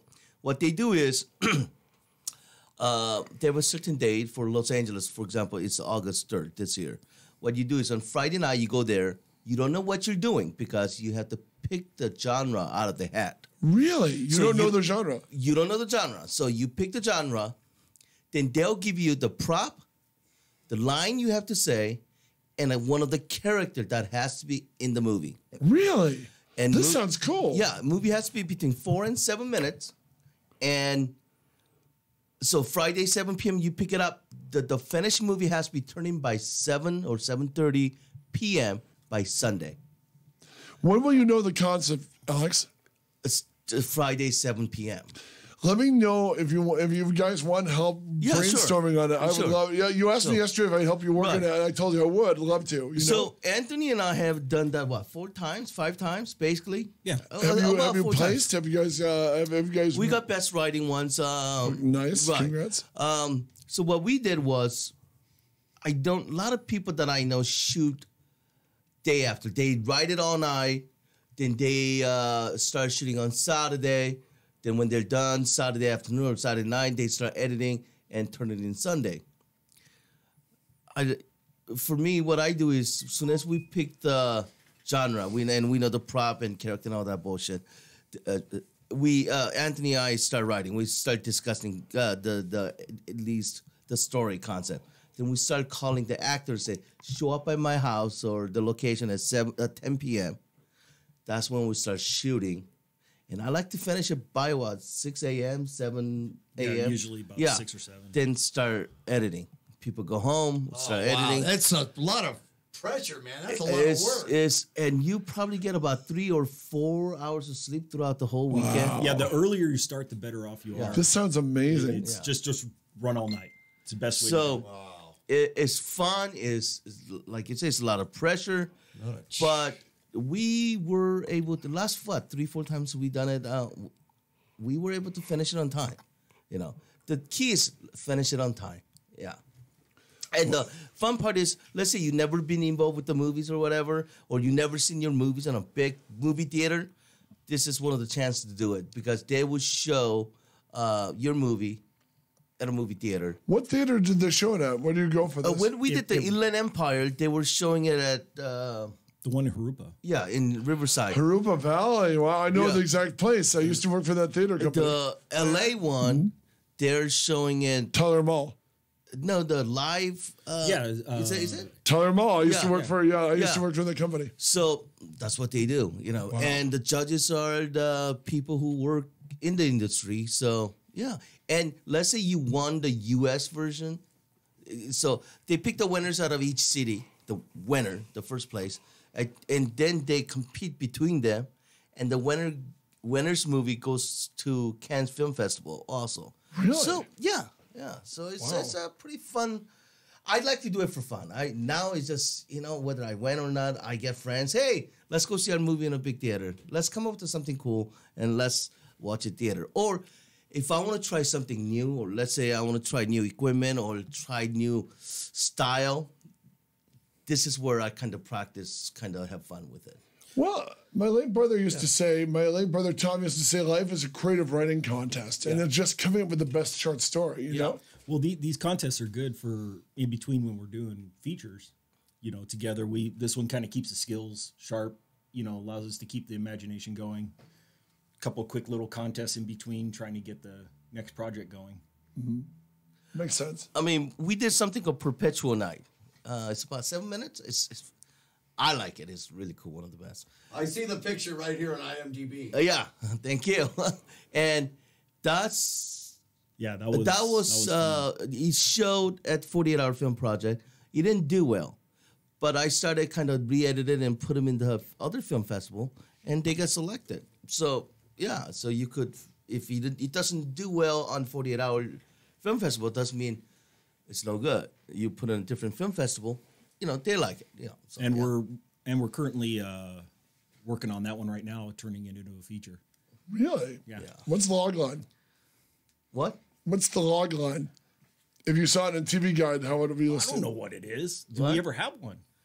I think the log line in the beginning is day 66. Wait, is that the one we saw at the 909 Film Festival? No, I think that's Squatters Right. Okay, go on. Day 66. Go on. Day finish. 66. They have it's been day 66 since they blocked the sun. That's the tagline. Yeah, yes, Yeah. I remember that one. Yeah, and it's a pretty fun movie. So it's the world without the sun, so everything's getting colder. Well, Yeah. it's kind of got a thing element. The old Oh, so like monsters are coming out now that the world's getting colder? Interesting. Or Who Blocked the Sun? Lovecraft? Yo, who stole my sunshine? Exactly. Wow, interesting. What's the title again? Perpetual Night. This one right here. Interesting. Oh, it's vampires. Gee, we don't know. It's low budget. It's low budget. It's low budget. It's vampires. Wait. You don't know that. Can vampires block the sun? Are they that powerful? Well, we don't know. We'll see. Just have to watch the movie and find out. well, that's why they call it creative writing. You can do whatever you want. You could watch a lot of my short films, or which many of them written by Anthony, on my YouTube video channel. Which is? Hwangster 123. Yeah, that's it. H-W-A-N-G? H-W-A-N-G STER. S-T-E-R 123. And there's a whole bunch of them, a lot of short films that we did. Yeah. Nice. You don't have one for Tiberius? Not yet. So it's been the hardest shoot you've ever done. You just did 2 feature-length films, right, Alex? Yeah. Back to back? Yeah. Talk about that. And you too, Anthony. I know you worked on both. I'm looking at IMDb right. You got 4 of them in post-production, and you have 2 in pre-production. Which one's the 4 that's in post-production? We got Underdog, Vengeance, Brian, Rom-Com, and The Crossing. A rom-com. Short film. That's your acting. The Crossing is a short film. Okay, yeah. Oh, those are. Do you play Underdog? Underdog. What the hell was that? I don't remember. But yes, we got 2 major ones. We just finished. I was here, 6-7 months ago? Yes. We were finishing up movie Lilith, and horror anthology, starting Felissa Rose. I love Felissa Rose. Yes, we love her. I have a sleepaway camp. And Vernon Wells. Love him. Yes. From Mad Max, Commando. Devaney Pinn. Mad Max Commando, by the way, with Vernon Wells, was shown on our very own Baldy. Yeah. In my old friend Ransom's house. Around here. And the famous Wes from Road Warrior. And of course... and the General from Howie Mandel's Sea Monkeys Saturday morning show in 1988. Written, produced by the Kyoto brothers. Right. Kyoto brothers, yes. Then Devaney Pinn, who just finished Escape from Ensenada, Bus Party to Hell with That's Tara the chick Reid. from Dead Sea. Don't get excited. Yeah. Then Jen Nagel. Jen Nagel. We love Jen Nagel. She's been on the show. Queen Malvolia. Yes, exactly. Charles Churabala. Charles was on the show. By the as way, well. he left me a message and he said his career's taken off. He has no time to come to a radio show because he said, "Go ahead and kill it, guys." Charles Chavala, isn't that? Charles, you're dead to Parker us. Johnson. Just kidding. He said he was busy, couldn't make it, but to do a great He show. said, "Tell Alex and Anthony I am done. I'm making like a bird and flying." Me and you were going to shake him by his feet. Yes. I got to get a hold of him because we have to do a pickup shoot with him, and I can't get a hold of him. Oh, too busy for Hollywood, Charles Chavala. And Bria Lynn Massey, and who else was in it? Lynn Massey, I know that name. And she's great. And she's also director that she's turning into one of the short film into a feature she's working on. She's great. Yeah, Vengeance. And Thomas Haley, who produced our last feature. So we got just a combination of many talented people. Anthony, it's an anthology, horror anthology based on Lilith, which is The Jewish Mother of all demons. Yeah. demon, yeah. So I saw it to a couple of people finally when it was done about 5. Oh, you sold the movie? I saw it to a few people, not sold. Oh, I'm sorry. Yeah, Okay. that's okay. Showed it. I'm Yeah. sorry. Yeah. Yeah, we're working on selling right now. Wow, good Distribution. man. But are you going to AFM? We are thinking about it. That's a we blast. You have to go at least once. But we are trying to sell it before then, hopefully. Yeah. But it came out really good. I mean, you saw it. But just the combination of talents were just like awesome. I mean, you put these people in anything. I mean, you could sell it. It's a great combination of acting, the writing. Anthony wrote 75% of it. Wow, very nice. I work closely with my editor, Richard Aguirre. And by the way, good for you to mention the editor. Nobody gives the editor enough credit. No, he's great. And, what sometimes I do is, what's great about Richard is, it's like, show me the script before we start shooting. And he said, then I could see what you're going for, the tone of it. Then he goes, on this story, it's kind of flat. And I told him, write it then. Well, hey, that's why you have an editor, smartass. And he actually came out with a pretty good story concept. So the editor did? Yeah. Wow. So, and he wrote it. Of course, we changed and, modify a few things, but that worked really well. We have a guy named Paul McFall who's in Ohio. I don't know. I don't know. Hey, great save there, Anthony. Remind me never to make you my lifeline on one of these shows. He wrote one segment, but I think overall the film came out really great. And we shot. This was long process because we were shooting one segment. There's 5 anthology, 5 parts of it, and we were shooting one a month. So it took about 7 months to shoot. Not every day, but it took. Yeah. It almost took 1 year to finish it. Wow. Yeah. And that was Lilith. Yes. Is that the one? It's coming soon. Katie said the cops were called. Was that on Lilith? Where the cops came to the door for the scrutiny? No. That was on the recent one. Well, we've had them called twice. Yeah. Wow. We were doing Perpetual Night. Actually, when we did that short, there's a scene where the girls, screaming, and it's 3 in the morning, and all of a sudden, you hear the knock on the door, the cops open it up, and all of a sudden one of the guys is dressed like a cop. We've got guns. Fake guns around. Inside the house. So we're all inside the house. Like, we're not us. The movie, man. And they came in, they looked around, they're like, forget it. Well, I guess when girls screaming, some neighbor thought there was a domestic violence, so they called the police to check on it. Yeah. Wow. And then on the recent one, we also had them. It was the last shot of the day. We have 2 shots left. One of them is a guy, a character, drives his Hummer into the driveway. But, he's in a hurry, so he just... I assume you mean Hummer the truck? Yeah. Sorry. Yeah, it's not that kind of film. My material is wasted. He gets out and he runs to the house. Cut. Great. Now we need to back him up. He rescues the girl, gets in the car, back it out, and just leave. Well, we're setting that shot up, and the police shows up. What are you guys doing? We're shooting a little... Student film. Student film. Yeah, that's how you save yourself. Yeah, do you have a permit? Well, we're shooting Student inside film. my house. It's like, you need a permit to shoot inside your house. What? No. Yeah. He goes, if you want to shoot your baby, walking around inside your house, you need a permit. What the hell? Screw you. That's all a right. lie. You know what? I smell bullshit. Yeah, it was like what, 12 at night? It was like 11:30. So 11:30? what? Do I pay you cash Well, right now? the and you'll give me killer was permit? is that we had all the lights set up, so we had this huge 1K set up. Yeah, you can't say student film. And it looks like daylight on the houses. One over of the here. house. I think we hit one of the house in neighbor, and he went directly to their window. I think that's when we'll call the police. It looked like 12 noon in their house. So. Like a good producer, you need to be careful around the neighbors. So we needed that one shot. The guy, getting the girl, rescuing the girl, gets into the Hummer, backs it out, but police is just sitting there watching us. I'm like, shit. Then finally, when he left, okay, you know what?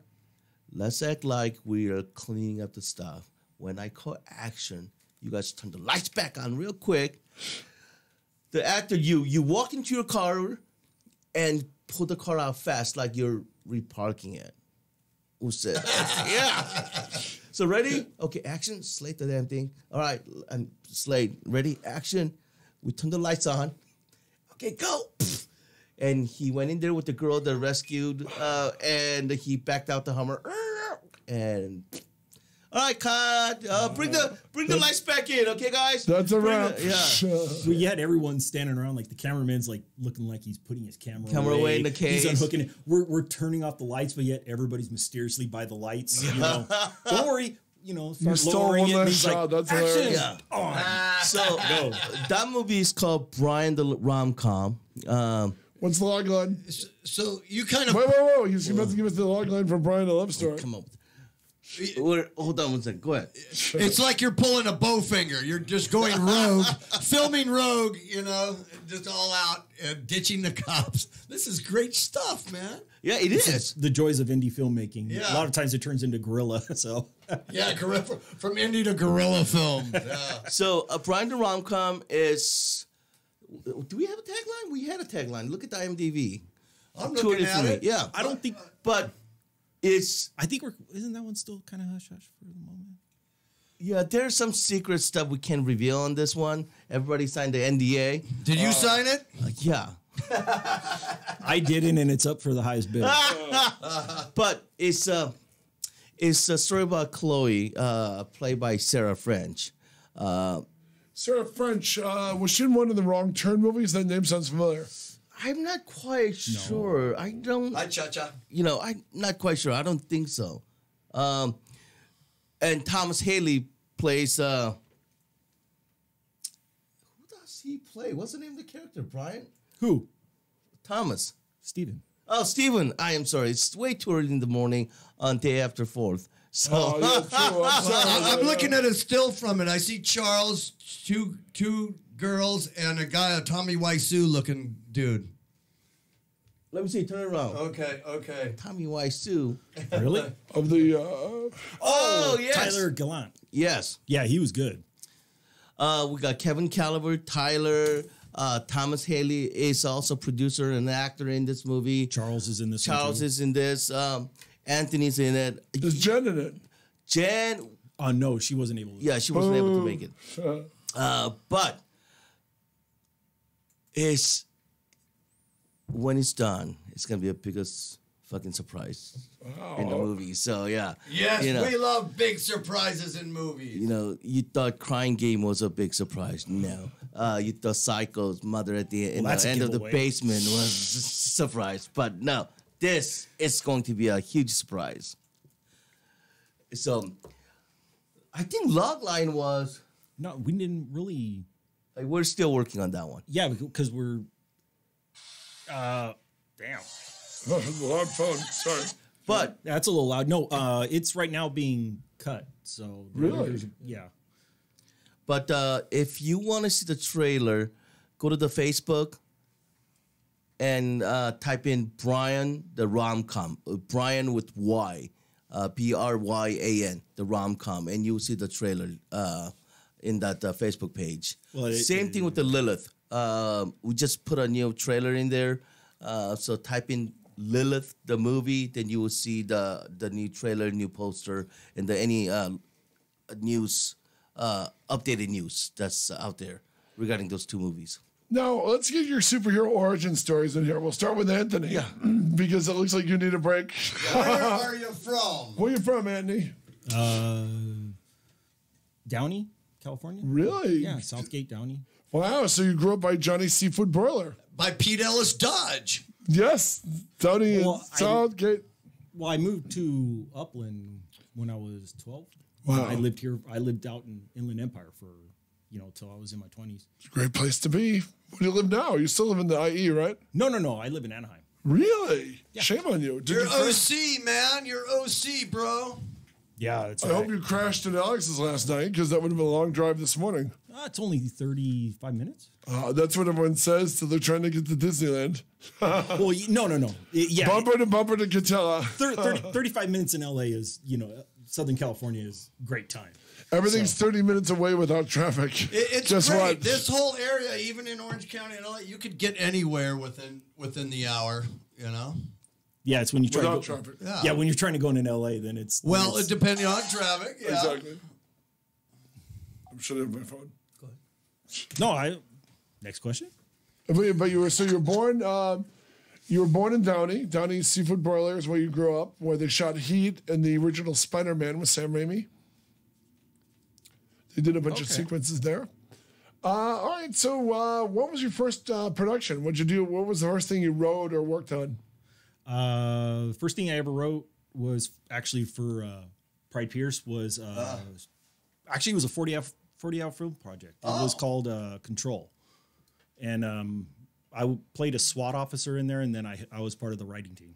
Oh, very nice. That was the first thing. That was the first thing that I wrote that got made. You know, I had years of writing that didn't go anywhere for. Well, you get stuff optioned, and so I've had stuff optioned, and it's heartbreaking. You're excited because you're close, but not close enough. You know what I mean? Yeah, you can taste it, but it's just yeah. And then you can feel when you're going, okay, the momentum's gone. It's the big mo. It's not gonna happen. Everything that wrote it, the whole drive where you couldn't wait to get out of your system, and then it's like Christmas, but nobody opens the package. Yeah, but the front door's locked and you can't get in the house. Exactly. You can see the lights under the tree. My mom and dad are donating your presents to the the local Salvation orphanage. Army. No toys for you. Keep the door open. Exactly. Nice. But okay, so you were born in Korea. I remember you talking about this last time. Yeah, Seoul, Korea, not the North. A little bit of Seoul, as they say in the Kia commercials. He's from the good one. Yeah, not the bad one. Yeah, not the bad one. But when I was 11 when I came here, 11, yeah, and Hacienda Heights, which is about 20 minutes from here. One of the better Tommies. Yeah. Yeah, one of the better Tommies is the It's an Hacienda Heights one. exploding Asian community now. Oh, they're all Asians over there. It's hard to find any white people or any other race other than Asian over there. That's where I go to Hwang Noodle. Exactly. But I lived there for 23, 24 years ago. When I was going to high school over there, actually there's probably about 80% white, maybe 10% black, and the rest was, other, Mexicans and other Latinos and, Japanese, other race, but it was mostly white. Now you go there, it's part of a little Chinatown or Koreatown. Wow. It's all Asian. Yeah, it's all Asians over there. Yeah. Interesting. Yeah. Not far from where you like to go, Frankensons. Love Frankenstein's over in Frankenstein. Walnut. Was that Wednesday and Sunday? Wednesday and Sunday. It was open yesterday. Yeah. Was it open? It was. What? The 4th of July? 9 to 4. 9 a.m. to 4 p.m. Wow. I go there once in a while, yeah. I hit it in the morning, and then I hit my gym, and then I was back in time to meet you. There you go. There you go. Wow, so you do go every now and then? Yeah. Because What are you reading now? What are you reading? what do you mean? As far as Book-wise, yeah. Frankenstein. I read a lot of true crime stories. Do you read? Yes. Are you an Elroy fan, James Elroy? We like to look at pictures. Yeah. We like to look at pictures. Yeah, like With word balloons. Destination Mortgage great. I love James Patterson. You know, it's a quick read. It's a quick read. So I like James Patterson, and I read a lot of news. I mean, whether it's magazines or newspaper, I go through a lot of those. I like news. My wife hates it. I watch 8 p.m. news, 9 p.m. news. I'm a junkie as well. I can't go to bed without the weather. Nothing has changed since 30. How do you know? There might be a breaking news coming up very soon. There might be a police chase. Yeah. Well, police chase kind of bores me, but you know how news can change. Not the big finish. I love the big finish when they go over the spike strips or they do the pit maneuver. Yeah. I hate all the middle stuff with the car spinning along, but I love the big finish. Right. But I like current events, so that's why I read most of the time news, especially newspaper. Or a good thing about internet now these days, you wake up in the morning, boom, you got whether it's fake news or real news, you got to you make your own decision, or make your own opinion, but you got everything what's going on in the whole world just in front of you. Yeah, that's cool. That's interesting. Mm-hmm. I got a text here. It says from Sherry Davis. Woo! Oh, yeah, Sherry. Sherry Davis. She says, Jeffrey and Alex, y'all better be talking about how much y'all love me. Sherry Davis was... Because me and Anthony don't matter, Sherry. Yeah. Yeah, I know. What? To hell with you, Sherry Davis. Sherry Davis was in Brian the Rom-Com. Yeah, she's in Brian. Yeah, and she was great. I mean... Beautiful and a great guest. Yes. She goes, you know what, thank you for giving this part to me because it's something that I never played before. I mean, she plays a badass. Wow. Badass. I mean, I'm giving away a lot of stuff without actually giving away. Does she But- play Brian? Because that would be a stretch. No, but she had I remember when watching the the DP work, and she had one of the great scenes on film. It was just after it was done, they called cut. All of us were sitting there watching it, going, "Oh man, that was beautiful." Wow. Oh, yes. our DP was Adam Back, and he awesome, yeah, awesome. And in Lilith, our DP was Caesar Whittingham. Yeah. He's great too, but they're both awesome. Yeah. Wow, cool. Cool. You know, But Sherry Davis, yeah, hey. give us a quote on Sherry Davis. Yeah, She's hey, I wonderful. mentioned Hi, your name. Sherry. Hey, you're great. Woo-hoo. Yeah, Sherry, baby. We love you, Sherry. Go on. Give us a quote on Sherry Davis. Also, we actually had, as you know, on Flissa on this one too. And Anthony and I, when we make movies or when he writes it and we discuss it, we seem to like to use same actors that we like a lot, you know. So we use them again and again. But she really liked her part. She plays a bubbly, Very drunkish neighbor. Wow. And she goes, this is perfect for me. And then I think she was really drinking throughout the whole movie. Wow, so Sherry went method on you. Oh, not Sherry, Felissa. On this Oh, one, no. Felissa, yeah. yeah. She got a hold of the part and she was reading it. She goes, "Oh, I already know how to do this." Wow. And you're watching it work, and it's like, yeah, that's exactly what I thought of when I was writing it. I think great part of directing, I mean, I think a lot of people say, I think the Foreman, Milos Forman said this too. but- Milos Forman. Yeah, Milos Forman, Amadeus and all that. He goes, Cuckoo's Nest. yeah, Cuckoo's Nest. You know, he said 80% of a director's job is hiring the right actors. By the way, it takes you halfway there. You're right. Sometimes I feel like I don't even need to be on the set, except I need to block these people. But it means you did it. It means you did it right. These people are so good. I didn't have to direct that much. I just said, hit this word, bring your tone up a little bit. But other than that, all these people, as I said, Felissa, Vernon Wells in it. Sarah especially. Sarah French was in it. Talk about Vernon Wells too, by the way. Once again, Vincent Ward from the Walking Dead. Was in it. These people are so professional and they're on it. I mean, it's great to watch. So you them. weren't waiting for anybody. Yeah, I know there's a lot of low budget horror I've covered and been on the set of. There's always somebody who's late, and you're always waiting for them. None of these guys were late. Or take one, take two, take three, take especially Sarah French, because it was a grueling. We shot it in 7 days, the entire film, and she was, she's there every day, and I mean, she was a trooper. She, never missed a beat. Wow. Nobody was late. Everybody was very on time. professional. Here's one of my secrets. I take notes. Who's late? Who's not? Do you really? I do. I hate late people. When I go things or I do, I'm always early. If I'm 10 minutes early, that's one thing. 1 hour early, I'd rather be there earlier than late. And with a lot of LA traffic, it's understandable people are late also.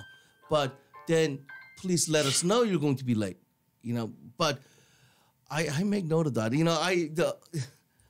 Before the shoot day, the day of the shoot, if I said, hey, everyone be there at 10 a.m., I'm out there 9:55. Are you really? Wow. Drinking my coffee, kind of, making notes. But no, everybody was great. Everybody was on time. Mad dogging the street. Yeah, I was gonna say. And the neighbor saying, "Look, honey, there's the a-hole who shined the light in our window at 3 a.m." Yeah, exactly. Yeah, we're going to shut down that production. Everybody was on time. Everybody's, just on it. Awesome. Great writing by Anthony. It just, I couldn't be happier. I had the producer, Thomas Haley. He saw my stuff and he goes, this is a great script. Let's do it. Then he also go, I want to watch you grow with each movie. I think when you watch Brian the rom-com, I think you will see the difference from my other ones. And I never done a rom-com before. Was that weird to be doing a rom-com? It's different than horror film. I mean, Lilith is actually my first horror feature. I never done a horror. I wasn't really into a horror movie. I like watching it. They make money, You know. though. It's always Yes. the first movie Yes. for a lot of people, including Yes. Coppola.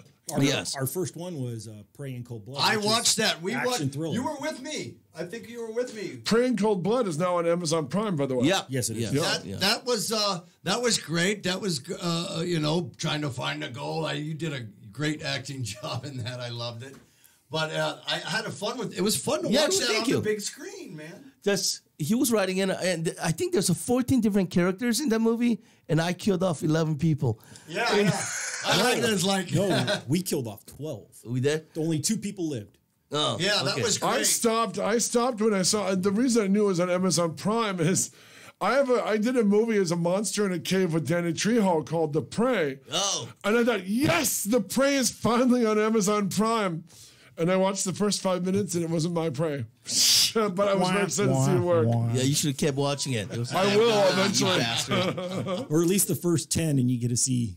Yeah, that was. Oh, Anthony's death is just great. I mean, he writes, okay, Anthony, what? You want to die in this movie? Okay, write yourself something cool. Yeah, there's got to be some personal self-hate there. Yeah, You next keep Poor writing your Anthony own doesn't death. know how sticky blood Yeah. is when you're covered in it. Well, Wait, I can't remember who died first. You or Noel? it was Anthony. No, I did. Yeah. But the funny thing is, Yeah, when mine we were was the shooting epic. his scene, we were in the desert, and he's got, for blood, we made... Where were you shooting, by the way? Harupa, or were you in... No, up by Phelan. Is that where that cabin was? No, Kevin was in Lake Arrowhead. Yeah, that was Lake Arrowhead. So when he gets killed, it's in the desert, middle of the day. He's laying there with the maple syrup blood mix. Flies. No, of the forget ones that- flies. Ants were cloning. Ants? Yeah. And was there anywhere for the poor bastard to shower or no? No, I mean, we had a water ready for a while, but I'm like, let's do it again. Let's do it again. Because we got the shot, but it's just crawling, watching him with the ants crawling all over. I just loved it. It's like, let's do it again. He's like, Well, no, screw you. Yeah, the fun part was because Michael Keeney was in that scene, and I was just supposed to have blood come out of my mouth, and I hit him dead in the face instead. And we got the shot, and Keeney looks at me and he goes, "You a-hole." And then you see Alex going, "I got it on film." Oh, no. But we gotta also give a kudos to Dari Kristen. She was the she was the star in the movie with Destiny, Robert. I'm not good at names. God, I hate it.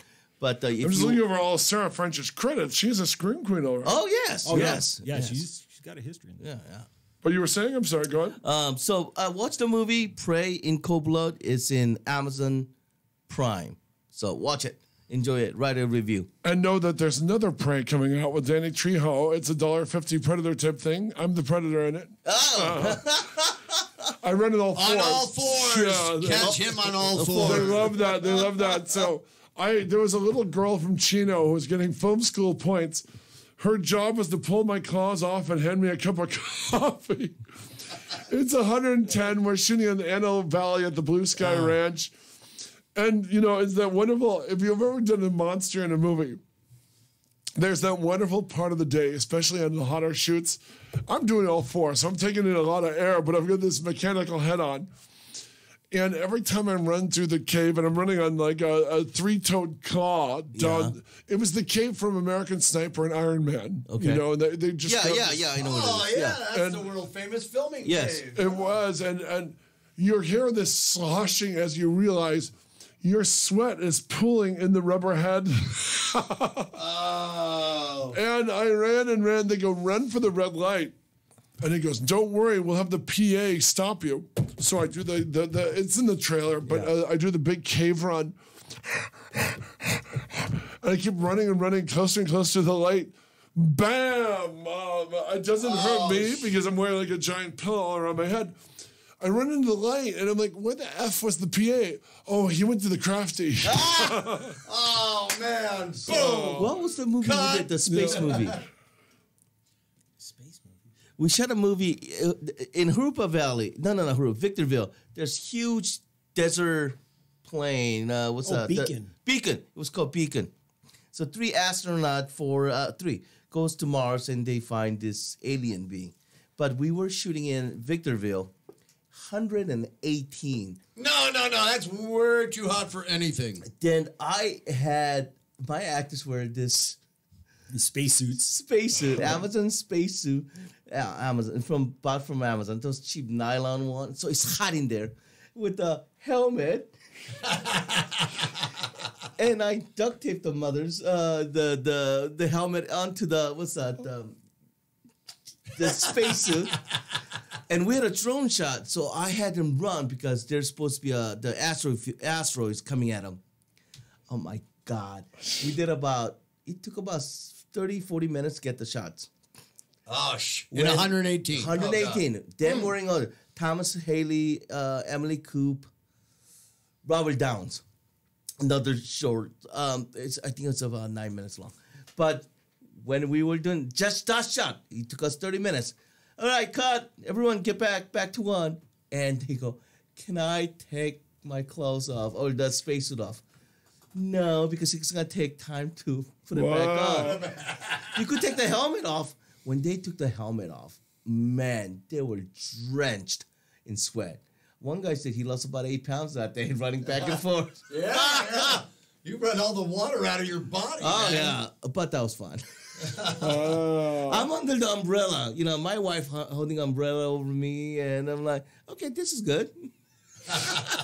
Where's my PA and my water? Hey, Pat, did you have in that suit, did you have a fan keeping you cool in that? No.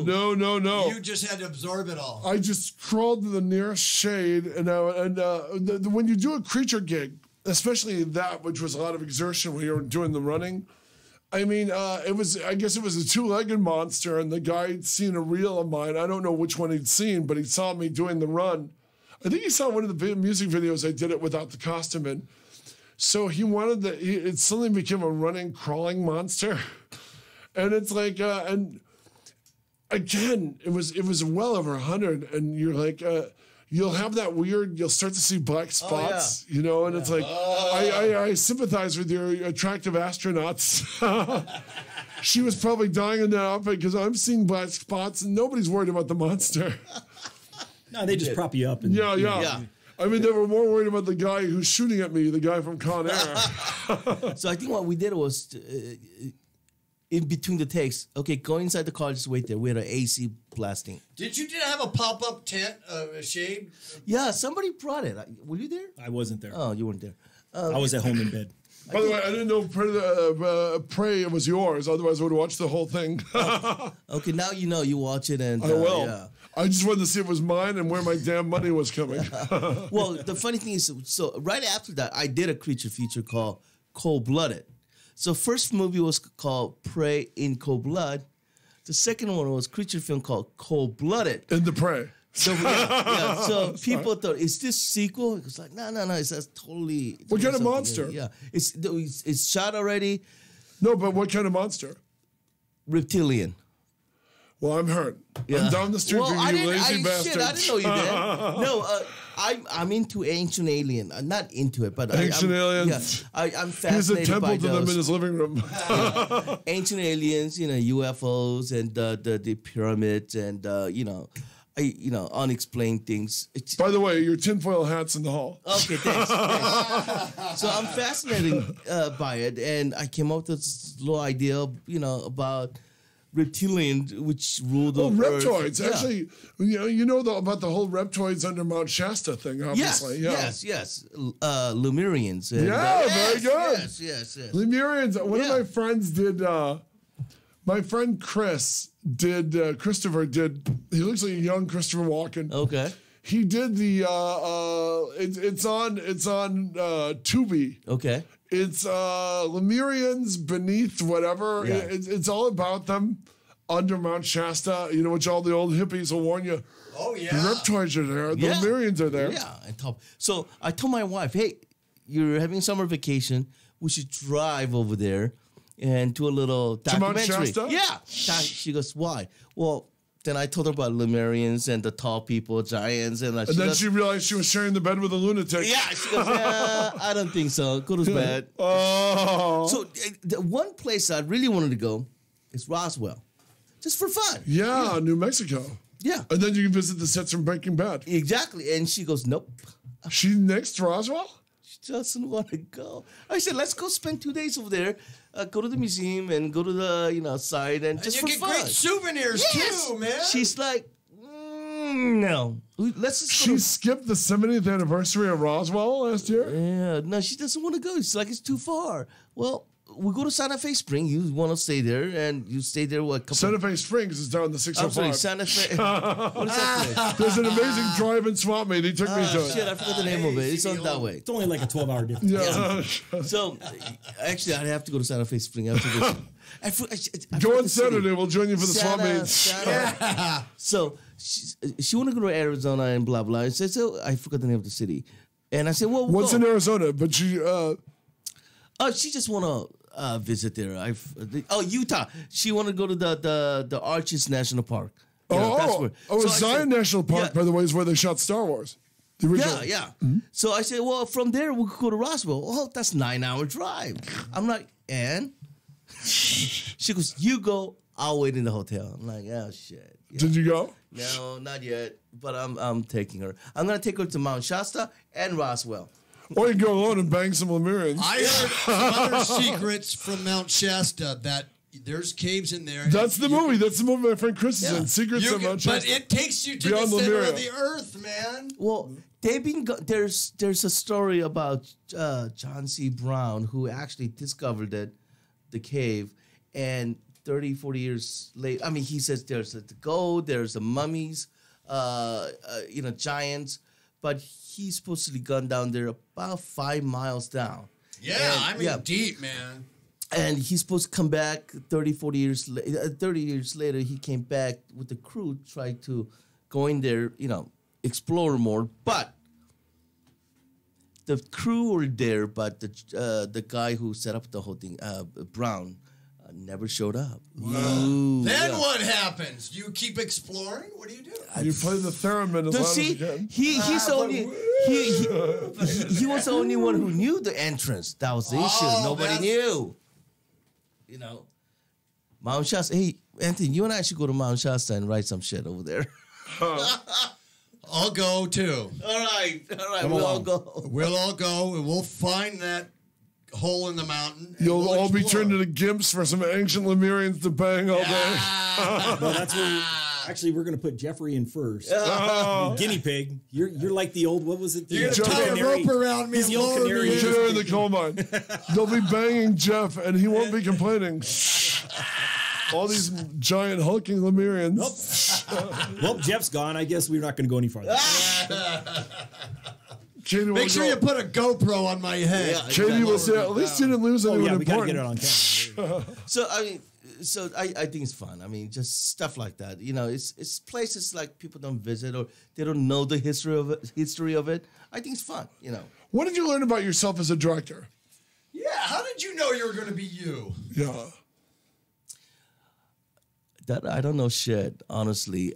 Every time we do either shorts or features, it's new thing for me. Anybody who wants to invest in your films will be really reassured to hear this, by the way. Great sales pitch. I don't know anything, says Alex Hwang. No, I mean it's a new learning experience with every shoot.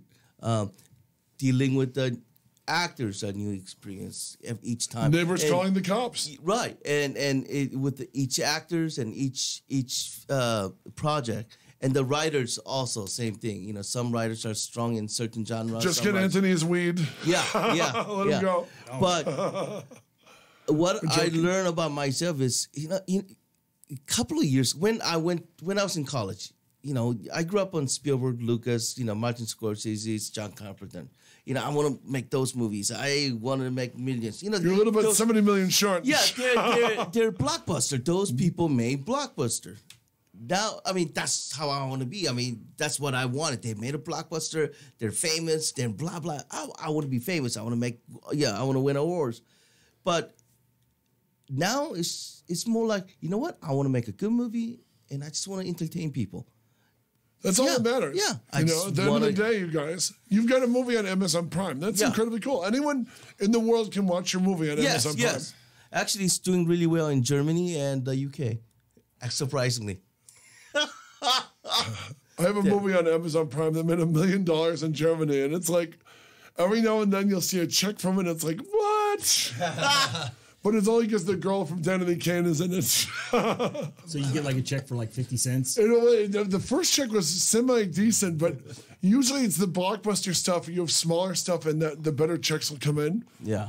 I mean, my brother and I did a movie with The Rock, so I'll get like a $20 check every few months because it runs all the time on TNT. Oh, what is it called? Goon 1 and Goon 2 to me and my brother, but it's called Rundown. Yeah, Rundown. You know what? That $20 check comes in handy because that's like, you know, the used action figure box, you know, and you can pick yourself a handful of action figures. I mean, I knew the half the stuff when the Peter Berg went and my brother shot this, and The Rock and Peter Berg goes, this will never get past the test audience. But my brother Donald turns around with a gun, pokes The Rock, pokes Dwayne Johnson in the chest, and he goes, sit down and shut the F up. And he goes, anything you say, sir. And he sits down. And Peter Berg was so proud because that was the first thing the test audience got mad. When the thug with the gun threatens The Rock and The Rock replies meekly and sits down, the test audience wanted to kill my brother. So that scene is no longer in the film. I think it's in the deleted scenes, but other than that. That's another thing that I learned is when you write something, for example, with Anthony, we shoot it as much as possible, but when you're in the editing room, something gets to be cut. You know, maybe it's too long or the pace is not working. And Anthony gets pissed off at me, and because for you cut about my 10 favorite minutes. lines. And that was a great line. That's what you need. If you have a good story, good story, and it doesn't take much money. I remember doing some good dialogue and good writing. Man. I remember when we were shooting Prey, we are short of time, and we were having a little issue with one of the actors. So I cut down 7 pages. People were shooting it. We have to get out. We have 1 more hour to shoot. I just look at the script. Go. Let me look at it. I don't need it. Too many notes, too many lines. Like Amadeus. Yes, too many notes. How do you like this? Too many notes. I took out of 7 pages, and I look. Oh, it works. And I turned to Anthony, and he was just pouting for the next 4 hours. He was pouting. Remember that? Yeah, thanks for bringing that. All those words on the floor, the cutting room floor, just like. Psh. Yeah. But this man was having his junk eaten by ants for you. Yes. Let's wrap this up. We got 5 minutes. 4 minutes to go. Okay, pimp yourself out. Plug yourself, man. Go ahead, Anthony. You go first. All right. He's a writer, has nothing to say. He's not a writer, nothing to say. Okay, if you want to see my shorts, they are on YouTube. As I said, shorts. Hwangsters 123. HWANGSTER 123. Look for that. You'll see a lot of short film that I did. On Facebook, Brian the Romcom. BRYAN the Romcom. Check out the cast. If you have any questions to our cast or any crew, let us know. Lilith Horror Anthology. We just finished it. It looks fucking awesome. I should cuss. It's like, okay, cussing okay? Well, I try. All right. I try to steer away from it. I'm trying to get him to Bay as Better Angels. But the last guy, the phoner, had a potty mouth. So. Okay. So, I cuss a lot. I've been good this morning. It's good to emphasize. I never swear, and the guy in the first hour said some really terrible swearing. Oh, he sure does when we get in the car after we leave every day. So Lilith, check on Facebook. Lilith, the movie. It just finished. It looks awesome. We have a few appointments with the distributors, and we're also working on a couple of film festivals on that one. Our next project is we're working on an action movie, and also Brian the Rom-Com Part 2. Woo! Yes! You might want to wait until the first one makes money. I want to be background. I swear I will look in the camera. So we're actually writing down one. We're trying to say. So if you like to invest on us, hey, you know where to reach me. Facebook, Alex T. Hwang. Also, we gave you we gave his phone number at the beginning of the hour before I came in. Yes. Okay. Yes, Go, that's good. Anthony. Come on. Anthony, go. Besides what he said, on Amazon Prime, Insane, Night Shift, two of my other movies that are on there. Oh, you have 2 movies on Amazon Prime besides that. Wow. Yeah. And right now I'm in the middle of started my first horror novel. So that's a new... Which one is it? Cujo or Salem's Lot? Actually, it's a slasher. It's a slasher. He said he started his first horror novel. Yeah, it's yeah. My material is wasted on you people. It's a slasher flick set in the 80s during the Satanic Panic era. Ah. So recovered memories and go, baby. Oh yeah. Okay. And where can we follow you on Facebook? Anthony, go on. Yeah, Facebook or Instagram. Give us how we follow you. Anthony Worley. Yeah, Werley. No relation to Joanne. No. Hi, Debbie. Hey, Debbie. As far as that is, like you said, we'll be starting an action movie right afterwards. We just plotted it out. We just got the basics done. I'll start writing the script, and then me and Thomas will start on Brian the Rom-Com 2 next. So. Boys, it was a sheer pleasure. And Alex, thank you for the great party yesterday. Not a problem. Please thank Queen Katie for us as well. Yeah. Oh, hey. Let's say hello to Katie. Katie, yay! Hey, Katie! I can't do any of this shit without Katie. No, you She cannot. is the pillar. She is And the by the pillar. way, Katie was bragging about her craft service prowess on your sets. Yeah. You know, It's the best vet I've ever yeah. had. Thank you for coming in today. Tomorrow's show is Hot Chick Friday. Chick Friday, and we we've got the got a most hell of a beautiful hot chick. redhead. I'm bringing her dad, who was on Star Trek, so that'll be quite a day. What's her name? I'll So be is here. that Pat in a dress? How dare you, sir? boy. I said she was Well, stunning, we can so keep I this am. going, but we're going off the air, but the camera's still going. Oh, my Yes. God. Goodbye. Bravissimo. Wow.